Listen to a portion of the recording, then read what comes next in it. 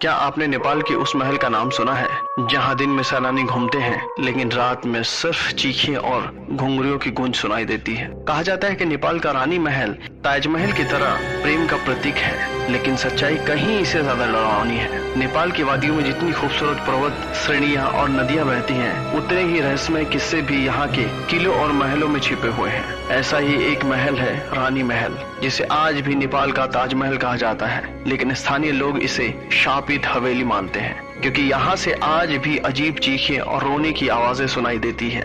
यह महल 1893 में राणा शासक खड़क शमशेर ने अपनी पत्नी की याद में बनवाया था। वह अपनी पत्नी से बेहद प्रेम कर रहा था, लेकिन अचानक उसकी मौत हो गई। खड़क शमशेर ने शोक में डूबकर काली गंडकी नदी के किनारे यह महल बनवाया और इसे रानी महल का नाम दिया। लेकिन कहा जाता है कि इस निर्माण के बाद शमशेर की जिंदगी तबाह हो गई। उसके परिवार में खून खराबा हुआ और वह खुद भी नेपाल से भाग गया।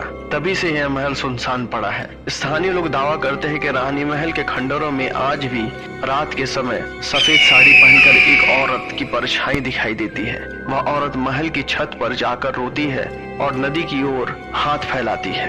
कई बार लोगों ने यह भी बताया है कि कमरे में अचानक हारमोनियम और घुंघरू की आवाजें सुनाई देती है, जबकि वहां कोई नहीं रहता। साल 2018 में काठमांडू से 4 दोस्त अर्जुन, कबीर, सुरेश और विवेक रानी महल घूमने आए। उन्हें स्थानीय गाइड ने साफ चेतावनी दी थी, रात के अंधेरे में महल में मत जाना, वहाँ की रूहें अब भी चैन से नहीं सो पाई है। लेकिन दोस्तों ने इन्हें अंधविश्वास मानकर रात को ही वहाँ रुकने का प्लान बनाया। रात के 10 बजे चारों ने टॉर्च और कैमरा लेकर महल का मुख्य दरवाजा पार किया। टूटी फूटी सीढ़ियाँ, गिरती दीवारें और नदी से आती ठंडी हवा माहौल को डरावना बना रही थी। अचानक कबीर ने कहा, क्या तुमने सुना? जैसे किसी के रोने की आवाज आई। सभी ने ध्यान लगाया। सचमुच महल की ऊपरी मंजिल में धीमी धीमी सिसकियां आ रही है। जैसे ही वो ऊपर चढ़े, सामने बरामदे में सफेद साड़ी पहनकर एक औरत खड़ी दिखाई दी। उसके चेहरे पर घूंघट था और हाथों में लाल चूड़ियां खनक रही थी। चारों दोस्त जड़ होकर खड़े रह गए। अर्जुन ने टॉर्च उसकी ओर डाली और आकृति गायब हो गई। सुरेश घबरा कर बोला, चलो वापस चलते हैं, ये जगह सही नहीं है। लेकिन विवेक कैमरा लेकर आगे बढ़ गया।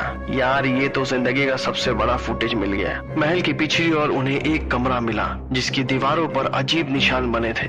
दरवाजा खोलते ही तेज ठंडी हवा बाहर निकली। कमरे में टूटी चौकी, सूखी फूल मालाएं और पुराने दीपक रखे थे। दीवार पर एक पेंटिंग लटकी थी और औरत सफेद साड़ी में। दीवार में पेंटिंग लटकी थी, वही औरत सफेद साड़ी में। उसकी आंखें लाल चमक रही थी। अचानक पेंटिंग से खून टपकने लगा। अर्जुन चिल्लाया, भगवान, ये क्या हो रहा है? कमरा अचानक बंद हो गया।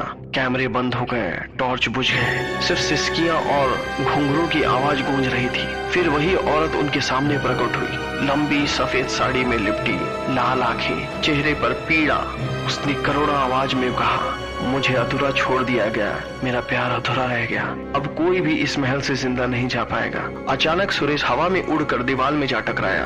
उसके मुंह से खून बहने लगे। बाकी 3 भागने की कोशिश करने लगे। महल की सीढ़ियां अपने आप हिलने लगी। दरवाजे अपने आप बंद हो गए। बाहर काली गंडकी नदी से डरावनी हवाएं उठने लगी। कबीर चीख पड़ा, हम माफी चाहते हैं, हमें छोड़ दो। लेकिन आत्मा हंसते हुए आगे बढ़ी। उसकी हंसी पूरे महल में गूंज रही थी। अर्जुन ने हिम्मत जुटाकर भगवान का नाम लिया और दरवाजे की ओर भागा। अचानक दरवाजा खुल गया और सब बाहर गिर पड़े। गांव वाले दौड़कर आए। उन्होंने चारों को जमीन पर बेहोश पाया। कई घंटों बाद जब होश आए, 3 दोस्त कांप रहे थे, लेकिन सुरेश के शरीर पर गहरी चोट थी। गांव वाले ने कहा, रानी की आत्मा अब भी महल में भटकती है। उसका प्रेम अधूरा रह गया और उसकी शोक उसे आत्मा बना गई। जो भी इस महल की नींद तोड़ेगा, वह उसकी शिकार बन जाएगा। आज भी रानी महल, जो कभी प्रेम का प्रतीक माना जाता था, वीराना और शापित खड़ा है। रात के सन्नाटे में लोग वहां गुजरने से डरते हैं, क्योंकि उन्हें अब भी रोने की आवाज और घुंघरियों की गूंज सुनाई देती है। और लोग कहते हैं, नेपाल की इस हवेली में प्रेम नहीं, मौत बसती है। जो भी वहां गया,